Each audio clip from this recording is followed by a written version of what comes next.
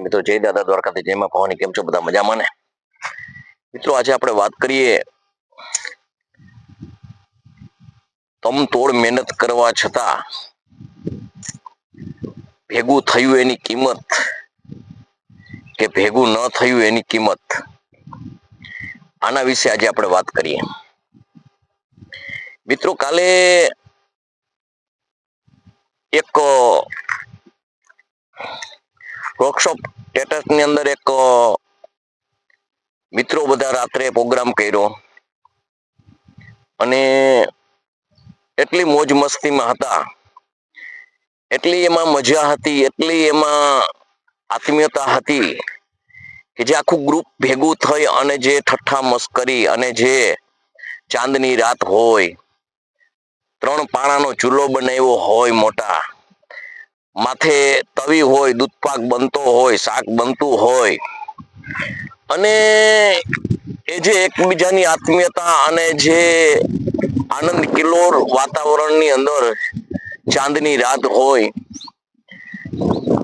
અને જે ખુશી એકબીજી લૂંટાવતા હતા, એ ખરેખર એ જોઈએ ને તો વિશ્વનો વૈભવ ટૂંકો પડે. આવી મોજ મસ્તી, આવી આત્મીયતા, આવી એકતા અને આવી જિંદગીની પળ ખરેખર ભાગ્યશાળી જ ભોગવી શકે.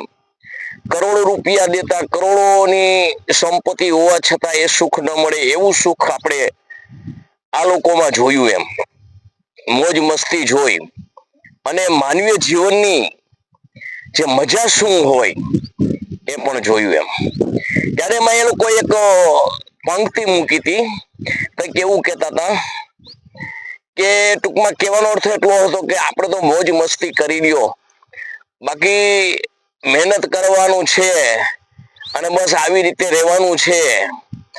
આપણે ક્યાં પૈસાની અંદર, દટ્ટાની અંદર લબડ મારીને ભેગું કરવાનું છે, આપણે તો હપ્તા ભરાય જ છે. હવે મિત્રો જે વાત કરીને એની અંદર એક માણસ તમતોડ મહેનત કરતો હોય, મહેનત કરી અને મેળવતો હોય અને હપ્તાની જેને ચિંતા હોય, હપ્તા ભરવાની જેને ચિંતા હોય, એ સિવાય કઈ ચિંતા ના હોય. એટલે કહેવાનો મતલબ એક કે વ્યવહાર હચવાઈ જાય બસ એટલે ઘણું. મિત્રો વિચાર કરો, આનાથી સચ્ચાઈ કેટલી હોય? આનાથી વિશેષ સચ્ચાઈ ન હોય, આનાથી વિશેષ માણસની માનવતા ન હોય, આનાથી વિશેષ માણસની કોઈ પણ જાતની જે ઈચ્છા ન હોય. આવું સરસ મજાનું જીવન જીવતા અને ટૂંકમાં પોતાના જે આવડત પ્રમાણે જે કર્મ કુશળતાથી મેળવી અને બસ શાંતિથી જીવન જીવતા અને એવું જ આપણે જીવવું છે, એવું એનો કહેવાનો મતલબ હતો.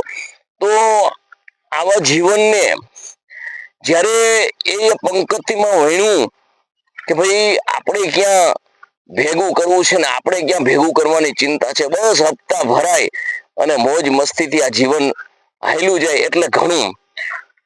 તો મિત્રો યાર વિચાર કરો કે જીવનમાં ભેગું કરવું, ભેગું થવું એ તો એક કુદરતની જે હાથની વાત છે અને ખરેખર નીતિમત્તાથી જો માણસ કોઈ પણ પોતાની કર્મ કુશળતા પ્રમાણે જીવન જીવતું હોય અને ભેગું થતું હોય તો એ 100માં કદાચ ને 10 થી 15% જ હશે. પરંતુ જો ભેગું થતું હોય અને કોઈ પણ એક વાર એ સમૃદ્ધ થઈ જતું હોય તો એ ખરેખર પૈસો ખોટો જ હોય. એમ કારણ કે જે જીવન જીવે છે, જે માણસ તમતોડ મહેનત કરે છે, જેને રાત દિવસની ખબર નથી, રાત દિવસ કેમ વીતી જાય છે, આવી તમતોડ મહેનત કરવા છતાં માણસ 2 ટાઈમનો રોટલી માંડ કરી શકતો હોય, એવી કમરતોડ મોંઘાઈ હોય અને એમાં જો માણસ ઓચિતાનો આસામી થઈ જતો હોય, ઓચિતાનો વૈભવ મેળવી જતો હોય તો મિત્રો જે તમે જે કરો છો ને એ જ સાચું છે. બાકી ભલે હપ્તા ભરી અને લબડ ન મરાતા હોય પરંતુ એ લબડની કોઈ કિંમત નથી. એમ એ લબડ પછી છેલ્લી જિંદગીને લબડાવી નાખે છે અને છેલ્લી જિંદગીની અંદર જેમ લબડ માર્યા હોય એમ શરીરમાં લબડ મારવા પડે છે, શરીર લથડી જાય છે, શરીર વિખાઈ જાય છે, માનવતાની જે જીવનની જે મમતા હોય એ ભૂલાઈ જાય છે, માણસની જે કિંમત છે એ ભૂલાઈ જાય છે અને પોતાની અધોગતિની જિંદગીની અંદર એ ધકેલાઈ જાય છે. મિત્રો, કેવું જેડું, કેટલું જડશે, શું મળશે, શું નહીં મળે, આ તો ભગવાનના હાથની વાત છે.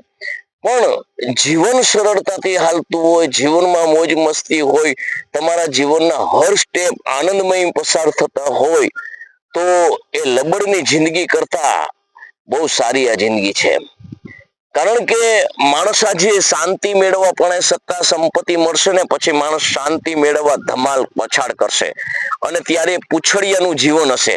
પૂછડિયાનું જીવન એટલે શરીર સાથ નહીં આપતું હોય, શરીરમાં અનેક તકલીફો હશે, ઘરમાં અશાંતિ હશે અને પૈસા અઢળક હશે, પણ જે ટૂંકમાં જે અન્ય અત્યાચારથી અન્યાયથી અને જે કૂટવટાવથી ભેગી કરેલી સંપત્તિ નહીં ઈ માણી શકે કે નહીં એની પેઢી માણી શકે, ન જીવન માણી શકે. તો મિત્રો, આવા જીવનમાં સંપત્તિ મેળવીને અને લબડ મારીને અને ડટ્ટા ભેગા કરેલા છે ને એની કોઈ કિંમત નથી. એમ ડટ્ટા તો ભગવાન ભેગા કરાવે ને તો જ થાય અને એ ડટ્ટા કોઈ દિવસ થતા નથી. એમ કોઈ એમ તમને કહેતું હોય કે આપણે કરોડોપતિ અબજોપતિ એમને બન્યા તો એ વસ્તુ ખોટી છે. કારણ કે કરોડોપતિ અબજોપતિ કોઈ માણસ પોતાની મહેનતથી ઘડીકમાં બની શકતો નથી. હા, એ ગર્ભ શ્રીમંત કુટુંબ હોય અને ઠેઠથી પોતે મોટો જબરજસ્ત પોતાના ધંધાનો વિકાસ હોય અને પેઢીઓથી ચાલ્યું આવતું હોય, એની પાસે સંપત્તિ હોય, પણ ઓચિતાનો તમારી ને મારી સાથે જીવતો માણસ ઓચિતાનો વૈભવશાળી બને તો મિત્રો, એ ખરેખર એ પૈસો પોતાની મહેનતથી, પોતાની આવડતથી, નીતિમત્તાથી મેળવેલો કદાપી હોઈ ન શકે. કારણ કે જીવનની અંદર પૈસો જે છે ને એ જો કામ પૈસો પ્રથમથી મેં તમને કીધું હોય એમ પૈસો પૈસાને કમે, પણ પૈસો જ ના હોય અને ઓચિતતાનો કોઈ કર્મચારી બન્યો હોય કે નેતા બન્યો હોય અને એના પાસે જે મિલકત થાય છે ને એ બધી હરામની કમાણી જ હોય છે 110%. પરંતુ તમે જે જીવન જીવો છો ને એવું જીવન એ એની આખી જિંદગીની અંદર 2 દિવસ પણ નહીં જીવી શકે. કારણ કે જીવન જીવવું અને જિંદગી જીવવી અને એમાં જે તમે જીવો છો એવી જીવીને એ તો ભગવાનની મહેરબાની અને ભગવાનની જો ઈચ્છા હોય ને તો જ જીવી શકે. કોઈ વૈભવથી કે કોઈ મિલકતથી સુખી હોય અને એના જીવનની અંદર તમે એવું વિચારતા હોય કે આના પાસે મોટા મોટા ડટ્ટા છે, તેજુરી ભરી છે, અઢળક સંપત્તિ છે, મોજ મસ્તી કરે છે, પણ ના ભાઈ, એને સાંજે ગોળી ખાવી પડે છે. એને પોતાના એ ભૂંડ જેવું જીવન, જે પૈસો તમને દેખાય છે એની પાછળ રાત દિવસ એની પાછળ મંથન કરી કરી અને ભેગું કરી કરી અને જિંદગી ક્યારે ખલાસ થઈ જાય છે એ કોઈને ખબર રહેતી નથી. એટલે મિત્રો, જિંદગીની અંદર લબડ મારેલા જે તમે વાત કરો છો ને, લબડની વાત કરીને, લબડ મારેલા ડટ્ટાની જે કિંમત નથી ને એટલી આ તમારા જીવનની કિંમત છે. તમે જે જીવો છો, તમે જે મોજ મસ્તી કરો છો, તમે જે માનવતાનું જીવન જીવો છો અને તમે જે એક એક પળ તમારી છે ને એ ભગવાને તમે આપી છે ને, એ જે તમે અત્યારે જે વિતાવી રહ્યા છો ને એ ખરેખરની જિંદગી છે.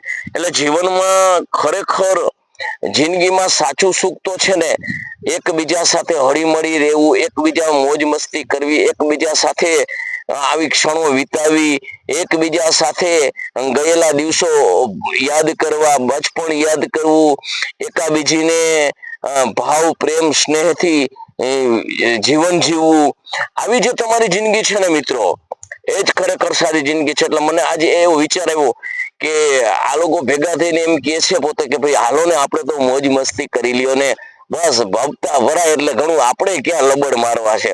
લબડ માર્યા એ લબડમાં ને લબડમાં રહી ગયા છે અને જિંદગી આખી લબડી ગઈ છે, જિંદગી આખી ખતમ થઈ ગઈ છે, પતી ગઈ છે અને હવે લબડના ડટ્ટા ભેગા કરી લીધા છે, લબડ જેને મારી લીધા છે અને તમારા જેવી પળ છે ને એને માનવી છે ને તો એના એ કિસ્મતમાં નથી. કારણ કે જીવનમાં છે ને પૈસો એ સર્વત્ર છે ને, પૈસાની કોઈ માનવીય જીવન પાસે કિંમત નથી.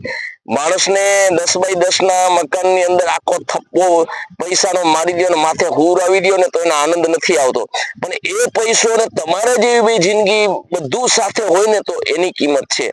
તો મિત્રો, જય માતાજી, જય દાદા દ્વારકાથી, જય માં ભવાની.